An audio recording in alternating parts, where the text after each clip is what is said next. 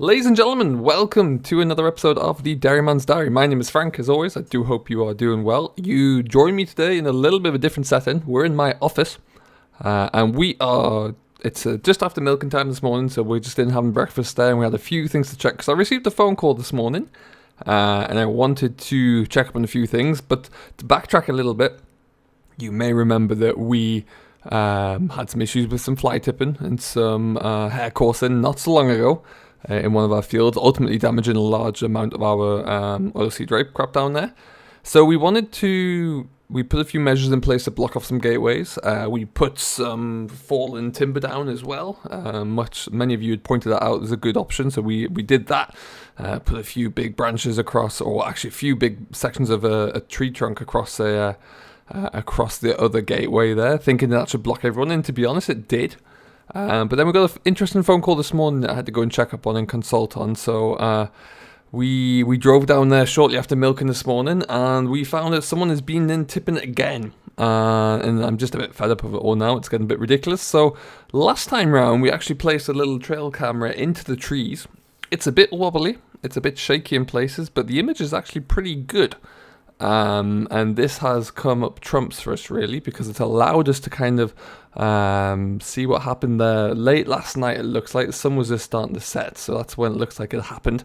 But we're going to crop this footage now. I've got a local officer who's going to come from the neighborhood, the neighborhood police, really. They're going to come and take some information down for it and take a little video clip away. It's only about 20 seconds long. It doesn't need to be any longer. It shows everything it needs to.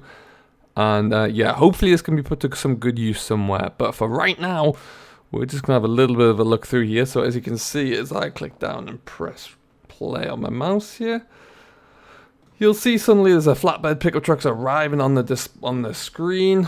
And then it is, I've zoomed it and cropped it in a little bit so we can see. Like I say, it's a little bit blustery, so it's not in a very good location, but it's doing a good enough job. And then, they tip everything out before you know it, and then they get on their way again. Obviously, they would have tipped this further down, but you can see where the tree branches are and the sections of tree trunk that we chopped up. Each one of those sections is 3 meters long, so there's a 9 meter gap there that we're spanning, and someone was clearly able to get in.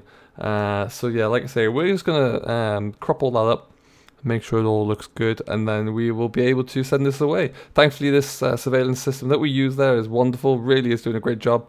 And it's times like this where it's starting to really pay for itself, because a lot of other people are getting very sick of it. That is what looks like a load of builder's waste that I'm going to have to go and clear up. I haven't been down there yet with the telehandler, but we're going to have to go down because it does look like it's coming onto the road as well. So that's going to be another job. But we are going to do a little bit more paperwork now. We're going to go and get this all sorted out, wait for police officers to arrive, and then we are going to leave the office, and we've got to go and clear some straw away today. Got to get a little bit of the straw that we actually built up just the other day. We're going to get that carted out and stacked up today. So lots to get cracking with. We'll see you in just a minute. We're going to start though with a little bit of, we're going to get the telehandler down, clear up that mess first, and then we're also probably then we're going to finally get on with what I want to do today, which is jumping out into the 66 with the loader on the front again, and we're going to get that, start carting some straw, and actually got all that baled there, and the owner of that land who's going to be putting some oilseed rape into there is probably going to want that cleared pretty quickly, so we must get onto that as well. So lots to do, but we're going to come start by putting the bucket on to the mighty Pouse. And we'll get going with that one. Cows being fed, like I say, they're loving the weather at the moment. It is just superb outside. Having a great time of it, which is fantastic.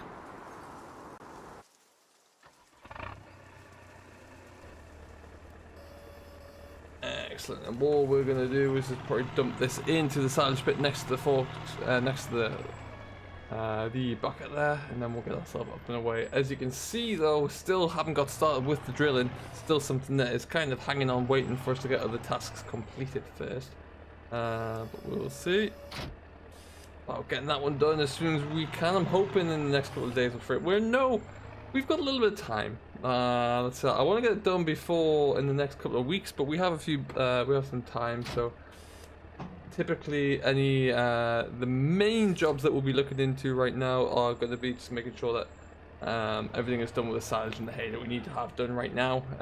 And then things like this, I knew this contract or this straw job was going to come up sooner rather than later, so I wanted to get that done and cleared and into our sheds out the way. And I think, yeah, we've been able to do that so far, which is good. But like I say, off we go. I can't believe we're tired. We're not going to cart any of this stuff away. We're just going to shovel it off the road because it is sticking out just a little bit too much for my liking. So we'll do that. Maize is coming through wonderfully here as well. Glorious to see. It really is looking fantastic. And then we'll look to try and get... yeah, get a few of the jobs done around and about. This is one of the fields that we're going to be coming into. It's looking quite good. A lot of people's oilseed rape has been desiccated already. This being one of the fields. Ours is not there yet. It's still in flower because it is obviously a bit later. It is a spring planted oilseed rape, so it's not going to be ready to roll for a little while. Alright, so we're just around the corner here. It's been a while since being able to horse around in the mighty powers, that's for sure. Now what I'm going to do is just stick the beacons on here. This is so annoying. I don't know what we're going to do with this. I mean, it's just builder's waste at the end of the day. But it shouldn't... If it was me getting rid of it, I would dispose of it properly there and pay the respected fees. Or respective fees there, and then, you know, that's just part of what you got to do. Just to kind of dump things like this is so frustrating, and why should I have to bear the expense of it? And they saw, I mean, I've put down this 9 sections of a fallen tree there, pine tree, and it's, they know that for a fact that I put those down there for a reason to try and stop people from getting in here, and they just dumped on the edge instead. Just don't give them monkeys, and I don't know what to do about that. So it is now in the hands with the police anyway. They are going to be, they have the registration of the vehicle. They're going to be tracing up things that way. So that's one good piece of news, I guess, to come from it. Make sure nothing's coming that way. Doesn't seem to be. And it does mean now as well, whenever we come into this field, I've either got to shift a trailer or a bundle of heavy bits of timber. So, yeah, that's never ideal. But we're going to try and figure that out one way or another, figure out a solution there somewhere, and then hope we can. But yeah, we're going to try and focus on the positive now as well. We're going to go and get some jobs I want to get done out the way. It'll be quite good. I've got an afternoon, or a morning really, probably shouldn't take too long. A couple of trailer loads I would imagine just to get that field cleared. And then yeah, we will see what it looks like. So join me in just a moment once we're back up in the yard in the 66. Right then. Let's get after it, shall we? We're going to take the weapon of choice, 6630, with the Broen trailer on the back there. This John Deere's got an oil leak that's getting worse. We have to get that into the workshop and have a look at it. But, yeah, I don't know when we'll get to do that. It's definitely a rainy day job. And at the moment there aren't many of those around in the UK. It's very dry right now. Some people have been lucky enough to get... are in a position where their crops are looking good. Some of my spring barley isn't looking great, or could really do with a solid rain right about now, just to kind of kick it on a little bit. Wonderful stuff. Look at that. He says he just grazes the drainage gutter there. Never mind.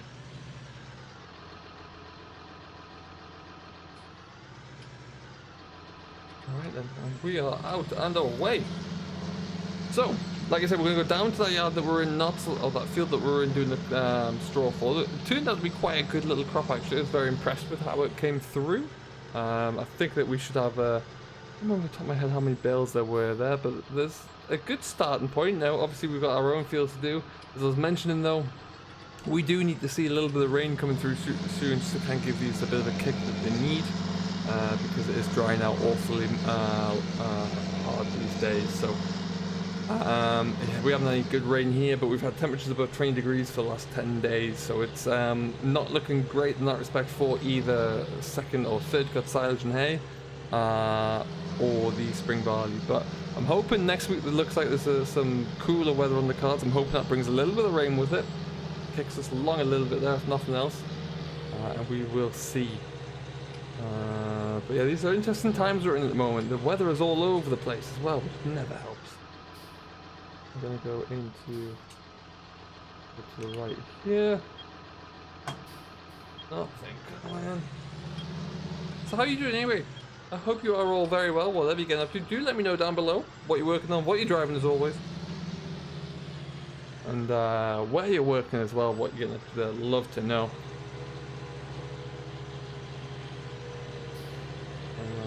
Here we go. I think we'll just go in the same way that we came into the field earlier on in the week. Around here, you can see some of our fields around here looking pretty good though now. There's a little bit more growth. There's a little bit more herbicide I need to put down as well. Because some of these weeds just are not going. They've had plenty of 2,4-D on them and they're still sticking around. So I'll have to have a look into that. You can see though, I've tried my best to group the bales in twos along with the uni-wrap class rollant there. It seemed to work quite well. The farmer in question's taking away his nice India telehandler combine though. That was rather shiny and new. And we're gonna park somewhere in the middle here, dump the trailer off, and then we'll get after it and see what we can get collected with the straw. I'm gonna do it there, I reckon.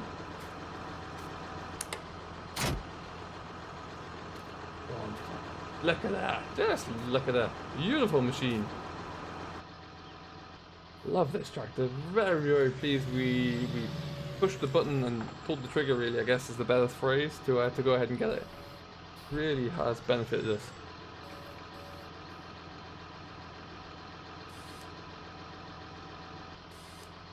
A little bit of a shunt up, there you go. Now, I am different to some in the way I like to stack my bales. I like to put the bottom row on the end. Just to, I don't know why, it's just something I've always done. My dad did it a bit before that, and it's just the way that I do it. I'm sure I know a lot of other people have their own methods. I do strap everything down here as well, so it's not like I was watching the chaps over at Hey Team TV, and they don't strap their bales down when they bring them back to the yard, so or the short distances, so they actually do it a different way, which I found very interesting. But this way works pretty darn well for me. If you haven't gone checked out those guys as well, they are very much worthwhile. I was talking to SFTN about those boys, and he very much rates them as well, so make sure you go and check out what Hey Team TV are getting up to. Lots of nice shiny fast tracks over there. I've never driven a fast track, but would love to have a go. I'm curious to see how they rate against the John Deere, for example. But yeah, it looks like a very impressive bit of equipment. What we'll do is just dump those ones there as well. We'll get everything cleared up this way. There's a few little areas where the bales didn't quite line up as I wanted to. We'll get that all figured out. We always do.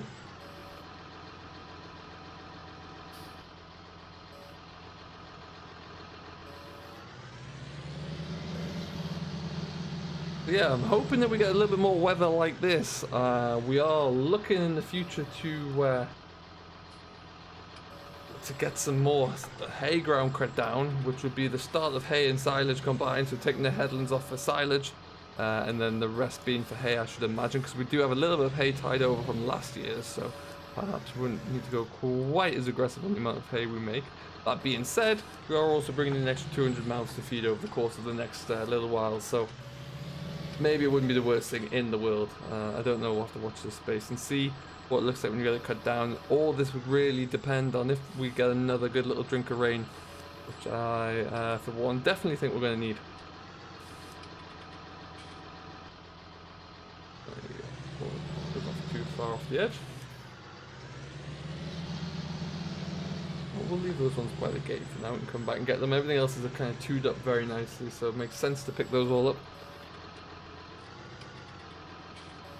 And what we'll do, actually, I think I have the drone with me as always in my backpack. We'll probably just get this all set up, ready to roll.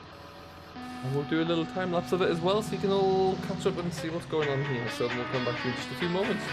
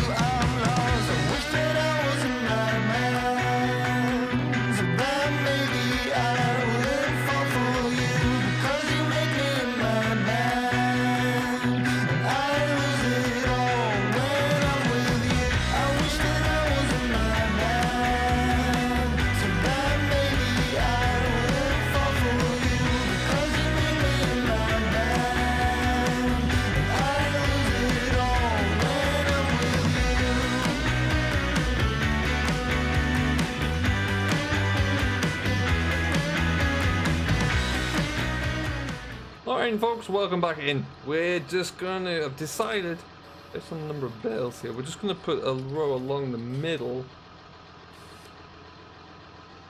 The main reason being that there's not enough for 2 full loads. And there's also not enough, if I put the full load onto here, I'm gonna be left with like a pointless little trip for about 2 or 3 bales, I think. So we're gonna make it 2 even sized loads. But that should about do us there. We'll tidy it all up nicely and make it a little bit more even to come back for the second load, a bit more worthwhile really. So that should just about do it anyway, and we'll spend another hour or so doing this. We're only taking it just over the road there, so it really won't take too long, and then we can get ourselves on to the next job, which may finally actually be to get some winter barley put into the ground. So watch this space for that one. We'll leave it here for now though. Thank you ever so much for watching. I do hope you have enjoyed. If you have and you've yet to do so, don't forget to hit that like button and subscribe to Simulation for the Nation, who very kindly agrees to host everything.